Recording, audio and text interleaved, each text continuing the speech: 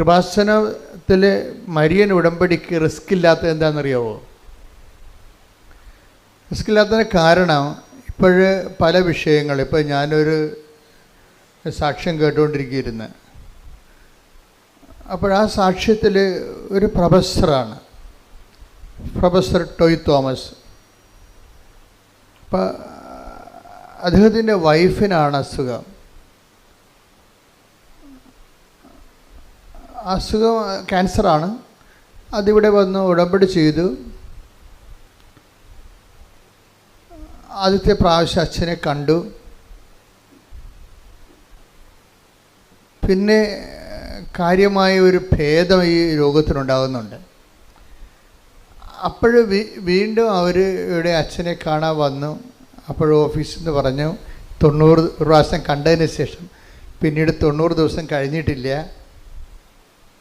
അപ്പോൾ അവിടെ കാണാൻ പ്രയാസമാണെന്ന് പറഞ്ഞ് അവർ പറഞ്ഞ് മടക്കി വിട്ടു. അത് കറക്റ്റായ കാര്യമാണ്. ഒരു പ്രാവശ്യം കണ്ടു കഴിഞ്ഞാൽ പിന്നീട് കാണണമെങ്കിൽ കാര്യം ഉടമ്പടി എന്ന് പറയണത് അച്ഛനെ കാണുന്നതല്ല പ്രശ്നം, അവൻ പറയണത് പോലെ ചെയ്ത് ജീവിക്കുന്ന വിഷയമാണ്. അവിടെ അച്ഛനെ കാണുന്നൊരു വിഷയം അവിടെ ഇന്നത്തെ ഇല്ല. പിന്നെ എമർജൻസി ചില കാര്യങ്ങൾ നമ്മൾ കാണുന്നതേ ഉള്ളൂ. ഉടമ്പടിയുടെ ഒഴുക്കെന്ന് പറയണത് അവൻ പറയണത് പോലെ ദൈവസ്നേഹത്തോട് ചെയ്യുന്ന കാര്യങ്ങൾ ദൈവസ്നേഹത്തോട് ചെയ്യണമെന്നേ ഉള്ളൂ, ചെയ്ത് ജീവിക്കുക, അത്രേ ഉള്ളൂ. അല്ലാതെ എൻ്റെ സ്വാഭാവികമായ ഒഴുക്ക് അതാണ്. സ്വാഭാവികം നമുക്ക് റിസ്ക് ഇല്ലെന്ന് ഞാൻ പറഞ്ഞതിൻ്റെ കാരണം, അപ്പോൾ എല്ലാ കാര്യത്തിനും ഒരു റിസ്ക് ഉണ്ടല്ലോ. ഇപ്പം നമ്മൾ ഒരു വ്യവസായം തുടങ്ങിയാൽ പോലും ഏറ്റവും കൂടുതൽ റിസ്ക് എന്താണ്? അതിൻ്റെ മാർക്കറ്റിംഗാണ് റിസ്ക്. ഏറ്റവും കൂടുതൽ പ്രയാസമുള്ളത് അതിൻ്റെ മാർക്കറ്റിംഗാണ്. മാർക്കറ്റിംഗ് നടന്നാൽ തന്നെ ബില്ല് പാസ്സായി നമ്മുടെ അക്കൗണ്ടിലേക്ക് വരുന്നവരെ റിസ്ക് ഇങ്ങനെ കണ്ടു. ഉടമ്പടിക്ക് റിസ്ക് ഇല്ലെന്ന് പറഞ്ഞതിൻ്റെ കാരണം ഇത് മാതാവിൻ്റെ പ്രത്യക്ഷീകരണവുമായിട്ട് ബന്ധപ്പെട്ട് വന്നിട്ടുള്ള ഒരു ദൈവ സംവിധാനമാണ്. അതാണ് ഇതിനെക്കുറിച്ച് കൃത്യമായിട്ട് ഉടമ്പടിയെക്കുറിച്ചുള്ള first hand knowledge, primary knowledge എന്താണ്. അതൊരു ബിബ്ലിക്കൽ കോൺസെപ്റ്റാണ് കവനൻ്റ്, ദാറ്റ്സ് ഓക്കെ, ക്ലിയർ. പക്ഷേ കൃപാസനത്തിൽ ഉടമ്പടി വന്നിരിക്കുന്നതിൻ്റെ കാരണം മാതാവിൻ്റെ സമയഘടികാരം നെഞ്ചിൽ ചാർത്തിക്കൊണ്ട് 2004 ഡിസംബർ 7 ദുരന്തമുണ്ടാകാൻ പോണ് പ്രാർത്ഥിക്കണമെന്ന് പറഞ്ഞ ദൈവത്തിൻ്റെ തിരുമനസ്സുണ്ട് പ്രാർത്ഥിക്കുക. അപ്പോൾ എന്ത് പ്രാർത്ഥിക്കണം, എങ്ങനെ പ്രാർത്ഥിക്കണം, അതിൻ്റെ ഉത്തരമാണ് ഉടമ്പടി എടുത്ത് പ്രാർത്ഥിക്കുക എന്നുള്ളത്. അതാണ് പ്രാർത്ഥന. ഉടമ്പടി എടുത്ത് പ്രാർത്ഥിക്കുക. ഉടമ്പടി എടുത്ത് പറയുമ്പോൾ ദൈവവും നമ്മളും തമ്മിൽ ഒരു ബയലാറ്ററൽ എഗ്രിമെൻറ്റിൽ വിശുദ്ധീകരിച്ചും ശക്തീകരിച്ചും കൊണ്ട് ഇരിക്കുന്ന ഒരു ദൈവ പൈതലിനെ പ്രാർത്ഥിക്കാനുള്ള സ്വാഭാവികമായ ഒരു റൈറ്റുണ്ട്. അതിൻ്റെ ഒരു എഫിക്കഷ്യസ് ആയിട്ടുള്ള പ്രെയറാണത്, ഫലപ്രദമായ രീതിയിലുള്ള പ്രാർത്ഥന. നമുക്ക് എന്ത് വേണമെങ്കിലും പ്രാർത്ഥിക്കാം, ആർക്ക് വേണമെങ്കിലും പ്രാർത്ഥിക്കാം, പക്ഷെ കേൾക്കണമെന്നൊരു നിർബന്ധമില്ല. പക്ഷെ ഉടമ്പടിയിൽ കേട്ടേ മതിയാകത്തുള്ളൂ. എന്താ കാര്യം? അത് ഉടമ്പടി പ്രകാരമാണ് നമ്മൾ അതിൻ്റെ അകത്ത് ദൈവമായിട്ട് ഇൻട്രാക്ട് ചെയ്യണത്. ദൈവം കാര്യം ഉടമ്പടി എന്തിനെ ബേസ് ചെയ്ത് നിൽക്കണതാണ്? ദൈവത്തിൻ്റെ വാഗ്ദാനങ്ങളെ ബേസ് ചെയ്താണ് നിൽക്കുന്നത്. അല്ലാതെ വിശ്വാസത്തെ അല്ല. നമ്മൾ വിശ്വാസികളായതുകൊണ്ട് പ്രാർത്ഥിക്കണമല്ല. ഉടമ്പടി വിശ്വാസത്തെ അല്ല അടിസ്ഥാനപ്പെടുത്തിയിരിക്കുന്നത്. മറിച്ച് എന്താണ്? ഉടമ്പടി വിശ്വാസം അതിലുണ്ട്, തീർച്ചയായിട്ടും. കറണ്ടില്ലാതെ ഫാൻ കറങ്ങത്തില്ലല്ലോ, വിശ്വാസം അതിലുണ്ട്. പക്ഷേ ഇതിൻ്റെ മെക്കാനിസം എന്ന് പറയണത് എന്താണ്? അത് മാതാവിൻ്റെ പ്രത്യക്ഷീകരണം ആരുടെ സബ്ജക്റ്റാണ്? നമ്മുടെ സബ്ജക്റ്റ് അല്ല. ജോസഫ് അച്ഛൻ വല്ല മെമ്മോറാണ്ടം കൊടുത്തിട്ടാണ് മാതാവ് പ്രത്യക്ഷപ്പെട്ടത്? ഇല്ല. അതാണ് വിഷയം. അതെപ്പോഴും നിങ്ങൾ അതിനെക്കുറിച്ച് എൻ്റെ ലളിതമായ വശങ്ങളെ ലളിതമായിട്ട് മനസ്സിലാക്കണം. ഇത് മുഴുവൻ റിസ്ക് കവർ ചെയ്യണ ദൈവത്തിൻ്റെതാണ്. ഇതാണ് ഞാൻ പറഞ്ഞത്. ഉടമ്പടി ഒരു സ്വാഭാവികമായ ഒഴുക്കാണ്. അതിൻ്റെ ഒഴുക്കിനകത്ത് നിങ്ങൾ ഒഴുകിയാൽ മതി. ബാക്കി ചെയ്യേണ്ടതെല്ലാം കർത്താവ്. റിസ്ക് നമുക്കില്ല അതിൻ്റെ അത്. എന്താ കാര്യം? ദൈവത്തിൻ്റെ ഒരു ആവശ്യമാണ്. എന്ത്? മാതാവിൻ്റെ പ്രത്യക്ഷീകരണം സഭ ഏറ്റെടുക്കുക എന്നുള്ളത്. എന്തിനാണ്?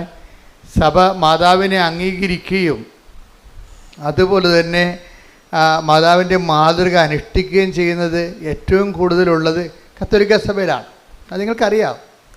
അതുകൊണ്ടാണ് ഇത്രയും പ്രത്യക്ഷീകരണങ്ങളെല്ലാം ലൂർദ്, ഫാത്തിമ, മജ്ജിഗോറ, ഈ പ്രത്യക്ഷീകരണം എല്ലാം വരണ കാത്തലിക് മേഖലയിലാണ് വരണത്.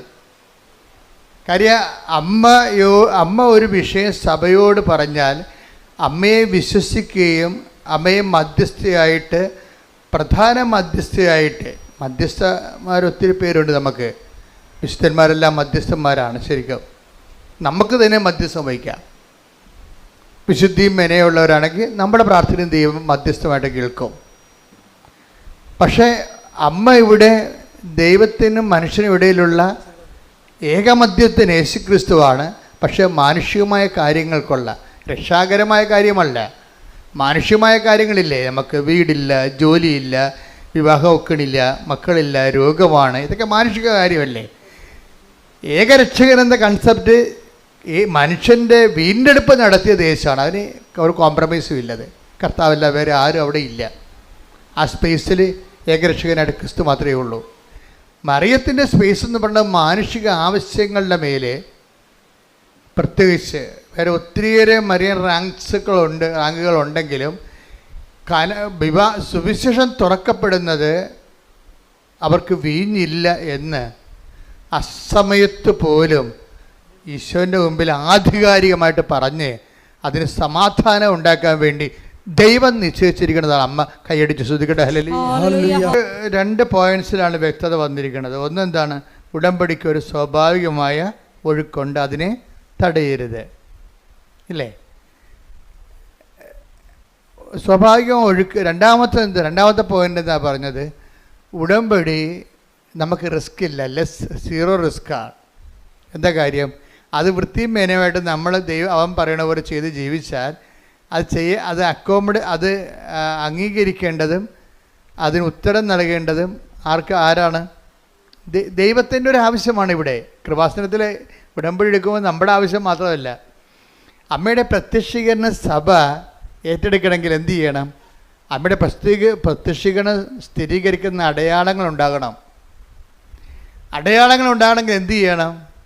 അടയാളം ഉണ്ടാക്കുന്ന വിധത്തിലുള്ള രീതിയിലുള്ള സത്യസന്ധമായ ആധ്യാത്മിക ജീവിതം ഉണ്ടാകണം. സത്യസന്ധമായ ആധ്യാത്മിക ജീവിതവും പ്രാർത്ഥനാ ജീവിതവും രണ്ടും രണ്ടാണ്. നമ്മൾ ആധ്യാത്മിക ജീവിതത്തിന് പറയണത്, പ്രാർത്ഥനാ ജീവിതത്തിനാണ് നമ്മൾ ആധ്യാത്മിക ജീവിതം എന്ന് പറയണത്. പറഞ്ഞ മനസ്സിലായില്ലേ? പ്രാർത്ഥനാ ജീവിതം ആധ്യാത്മിക ജീവിതം ആവണമെന്ന് ഒരു നിർബന്ധവും ഇല്ല. സത്യസന്ധമായ ആധ്യാത്മിക ജീവിതം ശരിക്കും പറഞ്ഞാൽ പ്രാർത്ഥനാ ജീവിതവുമായിട്ട് വ്യത്യാസമുണ്ട്. പ്രാർത്ഥനാ ജീവിതം മോശമാണെന്നല്ല പറഞ്ഞത്. സത്യസന്ധമായ ആധ്യാത്മിക ജീവിതം പ്രാർത്ഥനാ ജീവിതമാകണമെന്ന് നിർബന്ധമില്ല. എന്നുവെച്ചാൽ എല്ലാ പ്രാർത്ഥനാ ജീവിതവും ആധ്യാത്മിക ജീവിതമല്ല. അതറിയണമെന്നുണ്ടെങ്കിലേ നിങ്ങൾ 1 തിമോത്തി 4:8 എടുത്തേ. ശാരീരികമായ പരിശീലനം കൊണ്ട് ശാരീരികമായ പരിശീലനം കൊണ്ട് കുറച്ച് പ്രയോജനമുണ്ട്. എന്നാൽ ആത്മീയത എല്ലാവിധത്തിലും വിലയുള്ളതാണ്.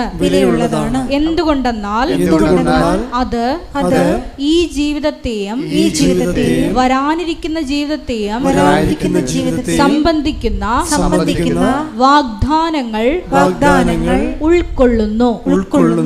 അപ്പോൾ വാഗ്ദാനങ്ങളിലെ ഈ ജീവിത ആധ്യാത്മികതയിൽ 2 ഘടകങ്ങളുണ്ട്. ഒന്നെന്താണ്? ഈ ജീവിതത്തെ അത് അഡ്രസ്സ് ചെയ്യുന്നുണ്ട്. ഈ ജീവിതത്തെ മാറ്റി നിർത്തിക്കൊണ്ട് തൂണുമേ സൈബന്മാരുണ്ടാക്കുന്ന പരിപാടിയില്ല. ഇപ്പം ചില ആൾക്കാർ സമൂഹത്തിൽ നിന്ന് പൂർണ്ണമായിട്ട് വിട്ടുമാറിയിട്ട് ജീവിതത്തിൻ്റെ മുഴുവനും ആഗ്രഹങ്ങൾ ബലി ചെയ്തുകൊണ്ട് സമൂഹത്തിൽ തന്നെ സ്വയം ഡിപ്രൈവ്ഡായിട്ട് വേറെ ഒരു ലോകത്ത് സ്വന്തം ഈശ്വരാനുഭവത്തിലേക്ക് പോകുന്ന അങ്ങനെ ഒരു സംഭവം ബൈബിളിലില്ല. ശാരീരികമായി ഇപ്പോൾ യോഗ പോലെയുള്ള ശാരീരികമായ അഭ്യാസങ്ങളും ആധ്യാത്മികമായിട്ട് ബൈബിൾ കാണുന്നില്ല. അതാണ് അങ്ങനെ എഴുതിയിരിക്കുന്നത്. ഒന്നിനു വായിച്ചേ. ശാരീരികമായ പരിശീലനം. ശാരീരികമായ പരിശീലനം അതൊക്കെ ഒരു ഫിസിക്കൽ എക്സർസൈസാണ്. It's okay. ഫിസിക്കൽ എക്സർസൈസും ആധ്യാത്മികതയും തമ്മിൽ യാതൊരു ബന്ധവുമില്ല. അതാ വിഷയം. ബൈബിൾ ആധ്യാത്മികതയാണ് ഞാൻ സംസാരിക്കുന്നത്. ഫിസിക്കൽ എക്സർസൈസ് അങ്ങനെ പലതരത്തിലുള്ള യോഗാസനങ്ങളുണ്ടാകും, അതുപോലെ. പക്ഷേ അതും ബൈബിളുമായിട്ട് ആധ്യാത്മികതയുമായിട്ട് ബന്ധമില്ല. ഒന്നിനു വായിച്ച ഭാഗം. ശാരീരികമായ പരിശീലനം കൊണ്ട് ശാരീരികമായ പരിശീലനം കൊണ്ട് കുറച്ച് പ്രയോജനമുണ്ട്. കുറച്ച് പ്രയോജനമുണ്ട്. അതെ. എന്നാൽ ആത്മീയത എല്ലാവിധത്തിലും വിലയുള്ളതാണ്. എന്തുകൊണ്ടെന്നാൽ അത് ഈ ജീവിതത്തെയും വരാനിരിക്കുന്ന ജീവിതത്തെയും സംബന്ധിക്കുന്ന വാഗ്ദാനങ്ങൾ ഉൾക്കൊള്ളുന്നു. ഇതിനാണ് ഉടമ്പടി എന്ന് പറയണത്. ഉടമ്പടിയുടെ ബേസ്മെന്റ് എന്താണ്? വാഗ്ദാനമല്ലേ. ഉടമ്പടിയുടെ ബേസ്മെന്റ് എന്താണ്? വാഗ്ദാനമാണ്. ഉടമ്പടി എന്തിലാണ് ആശ്രയിച്ചിരിക്കുന്നത്? ഉടമ്പടിയുടെ ഓരോ വിഷയങ്ങൾക്കും കറസ്പോണ്ടിങ് ആയിട്ടുള്ള 8840 വാഗ്ദാനങ്ങളുണ്ട് ബൈബിളിൽ. 8855 വാഗ്ദാനങ്ങൾ ബൈബിളുണ്ടെന്ന് പറയുന്ന ബൈബിൾ പണ്ഡിതന്മാരുണ്ട്. അപ്പോൾ ഈ ദൈവം ക്യാഷ് ആൻഡ് കൈൻഡായിട്ട് ഈ ജീവിതത്തെയും നിത്യജീവിതത്തെയും ബാധിക്കുന്ന നമുക്ക് കിട്ടുന്ന ആനുകൂല്യങ്ങളെ ദൈവം പ്രഖ്യാപിച്ചിരിക്കുന്ന വാഗ്ദാനത്തിൻ്റെ രീതിയിലാണ് വാഗ്ദാനം.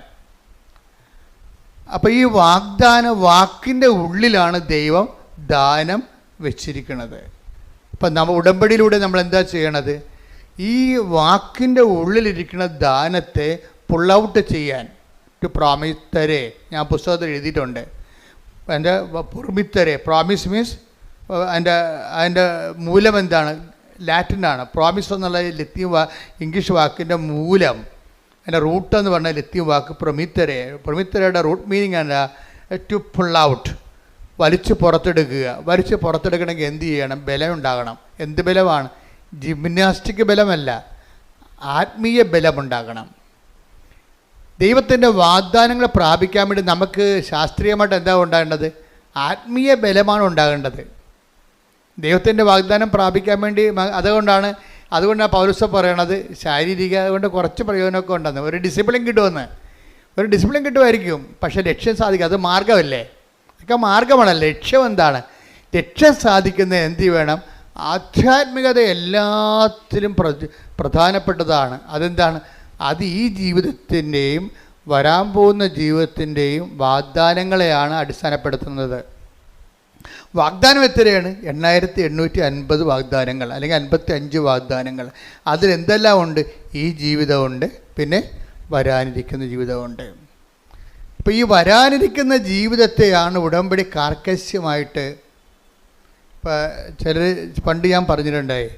അതായത് ഉടമ്പടി എന്ന് പറയുന്നത് നിത്യതയിലേക്കുള്ള എക്സ്പ്രസ് ഹൈവേ ആണെന്ന് പറഞ്ഞു. പ്രൊഫസർ ടോയ് തോമസ് ഇത് റീകോട്ട് ചെയ്യുന്നുണ്ട്. എന്താണ്? അച്ഛൻ പറഞ്ഞിട്ടുണ്ട് ഉടമ്പടി എന്ന് പറയുന്നത് നിത്യതയിലേക്കുള്ള എക്സ്പ്രസ് ഹൈവേ ആണെന്ന്. എന്താ കാര്യം? ഉടമ്പടിയിൽ അവൻ പറയണത് പോലെ ചെല്ലുകയല്ല, പിന്നെ എന്താണ്? ചെയ്യുകയാണ്. ഇപ്പം നിത്യത എന്ന് പറയുന്ന വിഷയത്തിൽ ചെയ്യുക എന്നുള്ള കോൺസെപ്റ്റും ആയിട്ട് ലിങ്ക് ചെയ്തിരിക്കുകയാണ്. നിത്യത നമ്മൾ ചെല്ലുന്നതിലല്ല ഇരിക്കുന്നത്, പിന്നെ എന്തിലാണ്? ചെയ്യുന്നതിലാണ് ഇരിക്കുന്നത്. മത്തായി ശ്ലീഹായുടെ സുവിശേഷം 25:34 അനന്തരം രാജാവ് തന്റെ വലതുഭാഗത്തുള്ളവരോട് ഈശോ വീണ്ടും വിജയശ്രീ ലാളിതനായി യുഗാന്ത്യത്തിലെ യുഗങ്ങളുടെ രാജാവായി എഴുന്നള്ളുന്നതിനെ കുറിച്ച് പറയുന്നതാണ്. കർത്താവിൻ്റെ രണ്ടാം വരവിനെ കുറിച്ച് പറയുന്നതാണ്. എന്താണ്? അനന്തരം രാജാവ് തന്റെ വലതുഭാഗത്തുള്ളവരോട് അരുൾ ചെയ്തു, എന്റെ പിതാവിനാൽ അനുഗ്രഹിക്കപ്പെട്ടവരെ വരുവിൻ. ലോകസ്ഥാപനം മുതൽ നിങ്ങൾക്കായി സജ്ജമാക്കിയിരിക്കുന്ന രാജ്യം അവകാശപ്പെടുത്തുവിൻ. ഈ രാജ്യം അവകാശപ്പെടുമ്പോഴാണ് രക്ഷിക്കപ്പെടുന്നത്. അല്ലാതെ വെള്ളം കോരി ഏതെങ്കിലും തൊടി പോയി മുങ്ങിയാൽ പൊങ്ങി വരുമ്പോൾ രക്ഷിക്കപ്പെടത്തില്ല. അതെപ്പോഴും നമ്മൾ അറിയണം. വൃത്തിമേനയായിട്ട് ബൈബിൾ അറിയണം, അല്ലെങ്കിൽ അബദ്ധത്തിൽ പോയി ചാടും. ഏതെങ്കിലും വെള്ളത്തിൽ പോയി പൊങ്ങി വരുമ്പോൾ രക്ഷിക്കപ്പെടത്തില്ല. രക്ഷിക്കപ്പെടണമെന്നുണ്ടെങ്കിൽ അവസാന നിമിഷങ്ങളിൽ ആ രാജ്യം കൈവശമാക്കണം. ഇതെല്ലാം ബാക്കിയുള്ള എല്ലാ സംരംഭങ്ങളും ഒരു മാർഗ്ഗങ്ങളാണ്. ലക്ഷ്യം സാധിക്കണമെങ്കിൽ തന്നെ ലക്ഷ്യം സാധിച്ചൊന്ന് നമ്മൾ പഠിക്കാൻ തുടങ്ങിയിട്ടില്ല, അതുകൊണ്ട് തന്നെ സർട്ടിഫിക്കറ്റ് കിട്ടിയുള്ള അവസ്ഥ അതെന്ത് കള്ള സർട്ടിഫിക്കറ്റ് ആയിരിക്കും. നമ്മൾ പഠിക്കാൻ തുടങ്ങിയിട്ടില്ല, നമ്മൾ 10ാം ക്ലാസ് ചേർന്നിട്ടേ ഉള്ളൂ.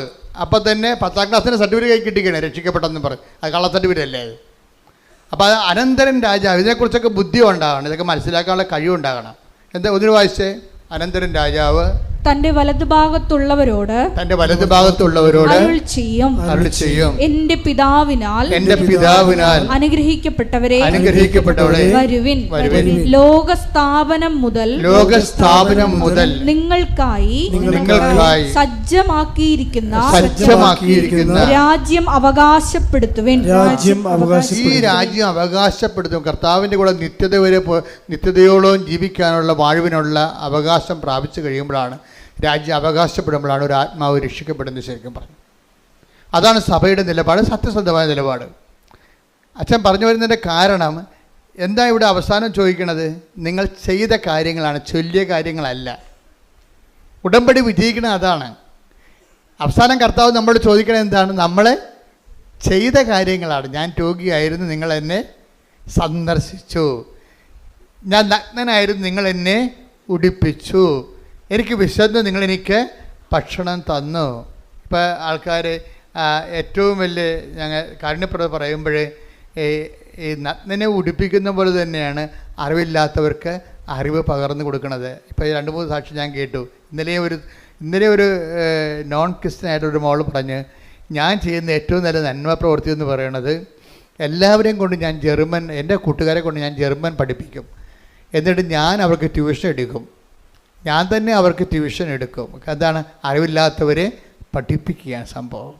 ഇപ്പോൾ ഓരോരുത്തർക്കും നമുക്ക് ചെയ്യാൻ പറ്റുന്നതാണ് ചെയ്യാൻ പറ്റുന്നത് എപ്പോഴും. അതായത് ഇപ്പോൾ ഈ കാരുണ്യപ്രവർത്തികൾ 7 എന്നല്ല, 7,000 70,000 ഉണ്ട്. അവർക്ക് ചെയ്യാൻ പറ്റുന്നത് അവൾ ചെയ്തു. ആരാണ്? ഈശോ പറഞ്ഞത് എന്താണ്? ഇപ്പം ചെയ്യാൻ പറ്റുന്നതെല്ലാമാണ് ഉടമ്പടി ചെയ്യേണ്ടത്.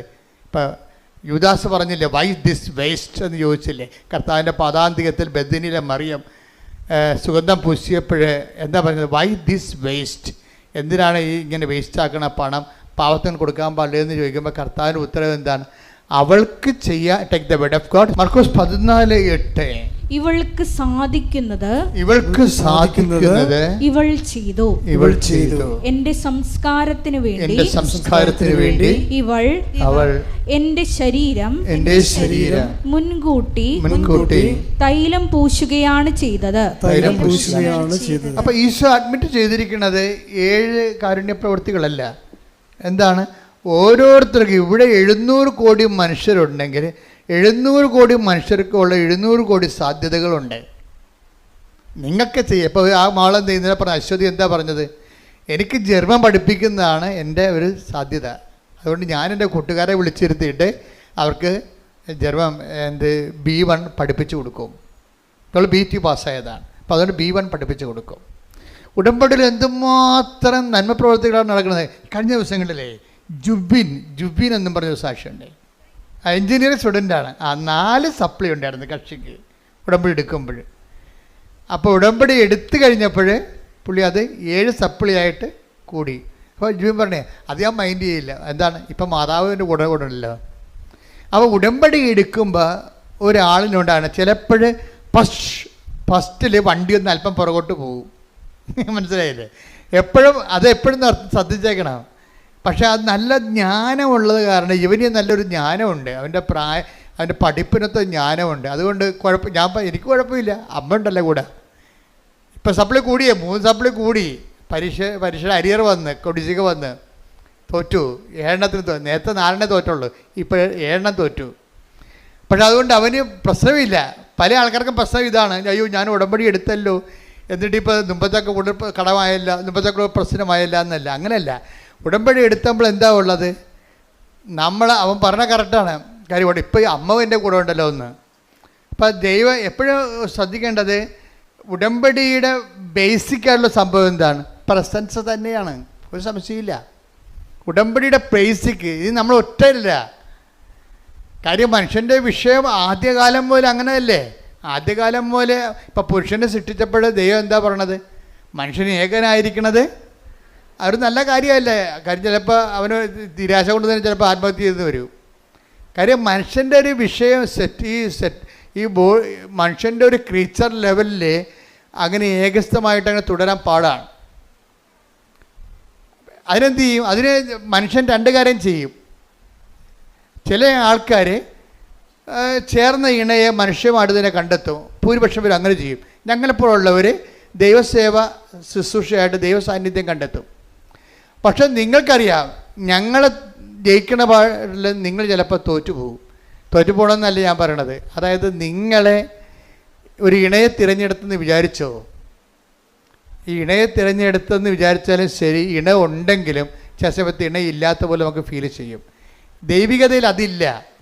ഒരിക്കൽ തിരഞ്ഞെടുത്ത് കഴിഞ്ഞാൽ എന്നും കുന്നും നമുക്ക് ബോധം ഉണ്ടെങ്കിൽ, നമുക്കിതിനെക്കുറിച്ച് സത്യസന്ധമായിട്ടാണ് നമ്മൾ ജീവിതം കമ്മിറ്റ് ചെയ്തിരിക്കണമെന്നുണ്ടെങ്കിൽ ഈ സാന്നിധ്യത്തിന് ഗ്യാരണ്ടീഡാണ്. പക്ഷെ വിവാഹത്തിലുള്ള സാന്നിധ്യം ഗ്യാരണ്ടീഡ് അല്ല ശരിക്കും പറഞ്ഞാൽ. അതുകൊണ്ട് നല്ല ശരിക്കും റിസ്ക് ഇല്ലെങ്കിൽ വിവാഹ ജീവിതം ആധ്യാത്മിക ജീവിതത്തേക്കാൾ പാടായിട്ട് വരും. ഇപ്പം ഇന്നലെ ഒരു ചേച്ചി എന്നോട് പറഞ്ഞ്, അച്ഛാ എൻ്റെ ജീവിത പങ്കാളി മറ്റു സ്ത്രീകളുമായിട്ട് ബന്ധമുണ്ട്, അവിശ്വസ്തതയാണെന്ന് പറഞ്ഞു. അതാണ് അവർ ഉദ്ദേശിക്കുന്നത്. ജീവിത പങ്കാളി കല്യാണം കഴിച്ചതാണ്, അപ്പോൾ എന്നാലും ആ ചേട്ടൻ മറ്റു സ്ത്രീകളുമായിട്ട് ബന്ധമുണ്ടെന്ന് പറഞ്ഞു. അപ്പോൾ ഞാൻ ചേച്ചിയോട് പറഞ്ഞ്, ചേച്ചിക്ക് എത്ര വയസ്സുണ്ടെന്ന് ചോദിച്ചു. അപ്പോൾ പറഞ്ഞു 43. ഞാൻ പറഞ്ഞു കണ്ടാൽ 63 തോന്നുന്നില്ല എന്ന് പറഞ്ഞു. അതെന്താ കാര്യം, എന്താ അങ്ങനെ പറഞ്ഞത്? ശരിയാണ്. ഞാൻ പോയി ഒന്നുമില്ലെങ്കിൽ നിങ്ങൾ പോയി ഡൈയെങ്കിലും ചെയ്യാൻ പറഞ്ഞു. എന്ന് വെച്ചാൽ അവരൊരു അമ്മാമ്മ പരുവത്തിലിരിക്കുകയും അവർക്ക് അതിൻ്റെ ആവശ്യമില്ലേ, മര്യാദയ്ക്ക് ജീവിക്കാവേ. നമ്മൾ ശ്രദ്ധിക്കണം അല്ലേ? നമ്മുടെ പുരുഷൻ അല്ലെങ്കിൽ നമ്മുടെ സ്ത്രീ മറ്റൊരു ജീവിത പങ്കാളി തേടി പോകുന്നത് എന്തുകൊണ്ടാണ്? പോകാതിരിക്കാനുള്ള പ്രാഥമിക നടപടി ആരാ ചെയ്യേണ്ടത്? നമ്മളാ ചെയ്യേണ്ടത്. നിങ്ങളുടെ വീടിൻ്റെ വാതിക്ക് താക്കോൽ പോയിട്ട് കൃപാസന വാതിക്കോ നോക്കിയാൽ താക്കോൽ കിട്ടുക. അതാണ് പ്രശ്നം. നിങ്ങൾ ചെയ്യാനുള്ള സംഭവം. ഞാൻ ഉടനെ ചേച്ചിയോട് പച്ചമ നടത്തി പറഞ്ഞ്, എൻ്റെ സ്വഭാവം നിങ്ങൾക്ക് അറിയാവില്ല. അപ്പോൾ അവിടെ തന്നെ കാര്യങ്ങൾ പറയും. ദൈവികമായ കാര്യങ്ങളാണ് ദൈവികമായിട്ട് സംസാരിക്കും, മാനുഷികമായ കാര്യങ്ങളാണെങ്കിൽ മാനുഷികമായിട്ട് സംസാരിക്കും. ഇപ്പോൾ പണ്ട് ഞങ്ങൾ അപ്പോൾ ഉടനെ ചേച്ചി കാര്യം മനസ്സിലായി. നിങ്ങൾ ചില ചേച്ചിമാരുടെ ഒരു പ്രശ്നം വന്നത്, ഇനിയിപ്പോൾ എന്നാ നോക്കാനാണ്, കെട്ടി കഴിഞ്ഞത് പറയുകയും ചെയ്ത്, ഇനിയിപ്പോൾ ആരാ ബോധിപ്പിക്കാനാണ്? അപ്പോൾ ഇത്രയും നാൾ നിങ്ങൾ ബോധിപ്പിച്ചുകൊണ്ടിരിക്കുന്നത് കെട്ടാൻ പോണവനെ ബോധിപ്പിക്കാൻ പോകുകയല്ല ഞാൻ. പക്ഷേ ഇനിയാണ് ബോധിപ്പിക്കൽ കൂടുതൽ വേണ്ടി വരണത്. വിവാഹ ജീവിതത്തിലുള്ള റിസ്ക് അതാണ്. ഈ കെട്ടിയവളെയും കെട്ടിയവനെയും മരണം വരെ ബോധിപ്പിക്കേണ്ടി വരും. അതുകൊണ്ട് വൃത്തിമേനോട് ജീവിക്കണം, ബോഡി കറക്റ്റ് ചെയ്ത് ജീവിക്കണം. അതുപോലെ തന്നെ ഈ വിവാഹ ബന്ധത്തിൽ തന്നെ ശാരീരിക ബന്ധമുണ്ട്. അതിൻ്റെ പ്രധാനപ്പെട്ട ഒരു ലക്ഷ്യം തന്നെ അതാണ്. ലക്ഷ്യങ്ങളിൽ ഒന്ന് അതാണ്. അപ്പോൾ അത് നമ്മൾ ശ്രദ്ധിക്കണം. നമ്മുടെ ബോഡി കറക്റ്റായി ജീവിക്കുക, അത് ഭംഗിയായിട്ടിരിക്കുക, ഷെയ്പ്പായിട്ടിരിക്കുക. ഇതൊക്കെയെല്ലാം ദൈവം നമുക്ക് തന്ന വാഗ്ദാനത്തിൻ്റെ ഭാഗമായിട്ട് നമ്മൾ ഏറ്റെടുത്തിൻ്റെ കടമയുടെ ഭാഗമാണ്. ഞാൻ എന്താ പറഞ്ഞതെന്ന് ചോദിച്ചു കഴിഞ്ഞാൽ, ഇങ്ങനെയുള്ള ഓരോ വിഷയങ്ങൾ ജീവിതത്തിൽ വരുമ്പോൾ ആദ്യം നമ്മൾക്ക് ചെയ്യാനുള്ള കാര്യങ്ങൾ നമ്മൾ ചെയ്യണം. എന്നിട്ടാണ് ദൈവദരിസ്ഥനെതിരെ വിഷയം അവലാദ്യമായിട്ട് വെക്കേണ്ടത്. നമ്മൾ ചെയ്യേണ്ടതിനെ കൊന്ന് നമ്മൾ ജീവിതത്തിൽ നമ്മൾ ഇനിയിപ്പോൾ 2 പിള്ളേരായിപ്പോയി, ഇപ്പം എന്നാ നോക്കാനാ, ആരെ ബോധിപ്പിക്കാനാണെന്ന്. ജീവിതകാലം മൊത്തം ബോധിപ്പിക്കലല്ലേ? ബോധിപ്പിക്കാതെ എങ്ങനെ ജീവിക്കും? പഞ്ചായത്തുകാരെ ബോധിപ്പിക്കാതെ നിങ്ങളുടെ വീട്ടിൽ നിങ്ങൾക്ക് താമസിക്കാൻ പറ്റുമോ? നിങ്ങളൊന്ന് വീടിൻ്റെ ഒരു ഇറക്കവും എടുത്തു നോക്കിയേ. പഞ്ചായത്തുകാർ അപ്പോൾ എന്തെങ്കിലും പറയും, ബോധിപ്പിക്കാൻ ജീവിക്കാം. പച്ച വെള്ളം വേണമെന്നുണ്ടെങ്കിൽ വാട്ടർ അതോറിറ്റിയെ ബോധിപ്പിക്കാൻ ജീവിക്കാൻ പറ്റുമോ? ഇല്ല. എല്ലാം ബോധിപ്പിച്ചേ ജീവിക്കാൻ പറ്റത്തുള്ളൂ. അപ്പോൾ നമ്മുടെ ജീവിതകാലം മുഴുവൻ മനുഷ്യനെയും ദൈവത്തെയും ബോധിപ്പിച്ച് മാത്രമേ ഈ പച്ചയായിട്ടുള്ള ജീവിത യാഥാർത്ഥ്യങ്ങളെ ഓവർടേക്ക് ചെയ്തിട്ട് കാര്യമില്ല. അതിനെ ഫേസ് ചെയ്യാണ് വേണ്ടത് ബുദ്ധിപൂർവമായിട്ട്. ശ്രുതിക്കട്ടെ ഹല്ലേലൂയ. പരമദിവ്യകാരുണ്യത്തിന് നേരവും ആരാധനയും സ്തുതിയും പുകഴ്ചയും ഉണ്ടായിരിക്കട്ടെ. അപ്പോൾ എന്താ പ്രശ്നം വെച്ച് കഴിഞ്ഞാൽ, ഈ ആധ്യാത്മികത നേരത്തെ പറഞ്ഞ പോലെ തന്നെ ഈ ചില മനുഷ്യർ ആധ്യാത്മികത സ്വീകരിക്കാൻ ഇത്തിരി താമസിക്കും. അപ്പോൾ അവരോട് നിങ്ങൾ ഓർക്കും, ജോസഫ് എന്താ ഇങ്ങനെ ജഡികമായിട്ട് സംസാരിക്കണമെന്ന് ചോദിക്കും. ചിലങ്ങനെ മനസ്സിൽ വിചാരിക്കുമെന്നുണ്ടാകും, ഇങ്ങനെയാണോ ഇതിൻ്റെ ഉത്തരം? ഇതിങ്ങനെ തന്നെയാണ് എൻ്റെ ഉത്തരം. എന്താ പ്രശ്നം വെച്ച് കഴിഞ്ഞാൽ, മനുഷ്യന്മാർ പലരും ഈ ക്രിസ്തുവിനെ സ്വീകരിക്കുന്നതിൻ്റെ കാര്യത്തിൽ ഡിഗ്രീസ് ഓഫ് വേരിയേഷൻസ് ഒത്തിരി ഉണ്ട്. എല്ലാവരും ഒരേ രീതിയിലല്ല. ഇപ്പം നല്ലവണ്ണം ക്രിസ്തുവിനെ സ്വീകരിച്ചവരാണെങ്കിൽ അവർക്ക് പിന്നെ ഈ പ്രശ്നമില്ലല്ലോ, അവർ വേറെ ജീവിത പങ്കാളിത്തർക്ക് പോകത്തില്ലല്ലോ, അല്ലേ? നല്ലവണ്ണം ക്രിസ്തുവിനെ സ്വീകരിച്ചവരാണെങ്കിൽ പോകത്തില്ല. ക്രിസ്തുവിനെ സ്വീകരിക്കാത്ത ഭർത്താക്കന്മാരില്ലേ, ഭാര്യമാരില്ലേ? ഉണ്ടല്ലോ. അതായത് ഇപ്പം വചനം എടുത്ത് ഒന്ന് കൊറിന്ത്യൻസ് 2:14 എടുത്ത് ശ്രുതികട ഹല്ലേലൂയ. ഹല്ലേലൂയ ഹല്ലേലൂയ ഹല്ലേലൂയ. യേശുവേ നന്ദി, യേശുവേ സ്തുതി. ഹല്ലേലൂയ. യേശുവേ ആരാധന ആരാധന ആരാധന. 1 കൊരിന്തോസ് 2:14. 1 കൊരിന്ത്യൻസ് 2:14. ലൗകിക മനുഷ്യന് അതേ കിടക്കണം. എന്താണ് സംഭവം? ലൗകിക ഒന്ന് പറഞ്ഞേ. ലൗകിക മനുഷ്യന് ലൗകിക മനുഷ്യനെ ദൈവാത്മാവിന്റെ ദാനങ്ങൾ ദൈവാത്മാവിന്റെ ദാനങ്ങൾ ഭോഷത്വമാകയാൽ വേറെ ചെടിച്ചുമാരെ തിരക്കി പോണ ആ മനുഷ്യനോട് ഉടമ്പടിയെ കുറിച്ച് പറഞ്ഞ ഏക്കുക. എന്താ? അയാൾ ലൗകിക മനുഷ്യനാണ്. അയാൾ ചിലപ്പോൾ കത്തോലിക്കനാകാം, പക്ഷേ അയാൾ ലൗകിക മനുഷ്യനാണ്. കാര്യം എന്താണ്? യഥാർത്ഥ ക്രിസ്ത്യാനി ജീവിത പങ്കാളിയെ വഞ്ചിക്കത്തില്ല. ഉറപ്പല്ലേ? പിന്നെ പക്ഷെ അവൻ ക്രിസ്തുവിനെ സ്വീകരിക്കാൻ ആകണം. ക്രിസ്തുവിനെ സ്വീകരിച്ച ആളാ. അതുകൊണ്ടാണ് പറയുന്നത്. എന്ത് വായിച്ച് ലൗകിക മനുഷ്യന് ദൈവാത്മാവിന്റെ 1 കൊരിന്ത്യൻസ് 2:14 ഏറ്റു പറഞ്ഞ് ലൗകിക മനുഷ്യന് ദൈവാത്മാവിന്റെ ദാനങ്ങൾ ഭോഷത്വമാകയാൽ അവനത് സ്വീകരിക്കുന്നില്ല. ഈ ദാനങ്ങൾ ആത്മീയമായി വിവേചിക്കപ്പെടേണ്ടവയാകയാൽ അവ ഗ്രഹിക്കാനും അവന് സാധിക്കുന്നില്ല. അപ്പൊ ഈ സീറോ ആയിട്ടുള്ള വിശ്വാസത്തെ ഉള്ള ആൾക്കാരെ ഉടമ്പടിയിലൂടെ പതുക്കെ, കാര്യം ഇന്ന് സീറോ ഫെയ്ത്തിലിരിക്കുന്ന ആൾക്കാരെ പെട്ടെന്ന് ഉടമ്പടിയിൽ, ഇപ്പം നമുക്കറിയാമല്ലോ, ഇപ്പം 8ാം ക്ലാസ് വെച്ച് 6ാം ക്ലാസ് വെച്ച് പഠനം നിർത്തിയെന്ന് വിചാരിച്ചോ ഇല്ലേ? അവർക്ക് 10ാം ക്ലാസ് അവരുടെ വയസ്സ് കഴിഞ്ഞിട്ടുണ്ടെങ്കിൽ 10-32 വയസ്സായിട്ടുണ്ടെങ്കിൽ ഗവൺമെൻറ് അവർക്കൊരു പ്രൊവിഷൻ കൊടുക്കും. എന്താണ്? 10ാം ക്ലാസ് നിങ്ങൾക്ക് എഴുതാവുന്ന. ഇപ്പോൾ ഉണ്ടായിരുന്നല്ലേ? അങ്ങനെ ഉണ്ടൊരു നിയമം അല്ലേ? ഇതുപോലെ തന്നെയാണ് BAയും MAയും ഒക്കെ. അവന് +2 പണ്ട് പാസ്സായതാണ്. പിന്നെ കുറേ കാലത്ത് ഗ്യാപ്പ് വന്നുപോയി. ഇപ്പോൾ വയസ്സ് കയറുകയാണെങ്കിൽ ഗവൺമെൻറ് അവർക്ക് MA എഴുതാനുള്ള അനുവാദം കൊടുക്കും. ഉടമ്പടി ഇതാണ് സംഭവം. ഉടമ്പടി ചെയ്യണത് ഇതാണ്. എന്താ കാര്യം? നിങ്ങൾക്ക് ഫെയ്ത്തിനൊപ്പം ക്രൊണോളജിക്കൽ ഇയർ, നിങ്ങളുടെ വയസ്സിനൊപ്പം നിങ്ങളുടെ ഫെയ്ത്ത് ഇയർ വളരുന്നില്ലെന്ന് വിചാരിച്ചോ? നിങ്ങളുടെ വയസ്സിനൊപ്പം ഇപ്പം നിങ്ങൾക്ക് 40 വയസ്സുണ്ട്. പക്ഷെ 40 വയസ്സുണ്ടെങ്കിലും പണ്ടത്തെ കർത്താവിൻ്റെ മാലാഖയും കലാപരിപാടിയൊക്കെ കയ്യിലുള്ളു. മനസ്സിലായില്ലേ? എന്ന് വെച്ചാൽ 8 വയസ്സിൻ്റെ ആധ്യാത്മിക വളർച്ചയേ ഉള്ളൂ. വയസ്സ് 40-40 നിങ്ങളുടെ ക്രൊണോളജിക്കൽ ഇയർ എന്ന് വെച്ച് കഴിഞ്ഞാൽ ജഡിക വളർച്ച, ജഡിക വയസ്സ് ആധ്യാത്മിക വയസ്സിൻ്റെ ചിലപ്പോൾ 5 ഇരട്ടിയാകാം. 8 40. 8 വയസ്സിൽ നിങ്ങൾക്ക് ഉണ്ടായിരുന്ന 8 വയസ്സെന്ന് പറയുമ്പോൾ 3ാം ക്ലാസ്സിൽ പഠിക്കുന്നു. ആ 3ാം ക്ലാസ്സിൽ പഠിക്കുമ്പോഴാണ് നമ്മൾ കർത്താവിൻ്റെ മാലാഖി കാര്യങ്ങളൊക്കെ പഠിക്കണം, വേദപുസ്തകം പഠിക്കണത്. പിന്നെ ആ മേഖലയിൽ പഠനങ്ങളൊന്നുമില്ല. വയസ്സിപ്പോൾ 40 ആയി. ഇപ്പോൾ എന്താ പറ്റിയിരിക്കണത്? ജഡിക വയസ്സ് വളർന്ന് വിശ്വാസ വളർച്ച 8ാം ക്ലാസ് വരേ ഉള്ളൂ. മനസ്സിലായേ? ഇനി നമ്മൾ 40 വയസ്സിൻ്റെ പരീക്ഷ ഒപ്പം എഴുതണം. ഒറ്റ ഉടമ്പടിയിലാണ് നമ്മൾ സംഭവിക്കണത്. ഇത് ഒറ്റ ഉടമ്പടിയിൽ അവൻ പറയണ പോലെ വചനം ജീവിച്ച് കഴിയുമ്പോൾ എന്നാ പറ്റും? 2 ദിവസത്തിനുള്ളിൽ തന്നെ ഇവന് വിശ്വാസ വളർച്ച 40 വയസ്സ് വരെ എത്തും. ശ്രുതികട ഹല്ലേലൂയ. ഹല്ലേലൂയ ഹല്ലേലൂയ ഹല്ലേലൂയ ഹല്ലേലൂയ. യേശുവേ ആരാധന. ഹല്ലേലൂയ ഹല്ലേലൂയ ഹല്ലേലൂയ. യേശുവേ ഞങ്ങളുടെ ക്രോണോളജിയോടൊപ്പം തന്നെ വളരുവാൻ, കൂടുതൽ വളരുവാൻ ആരാധനകളോട് ഞങ്ങൾ അഭിഷേകം. അതായത് ഈ ഉടമ്പടിയുടെ ഏറ്റവും വലിയ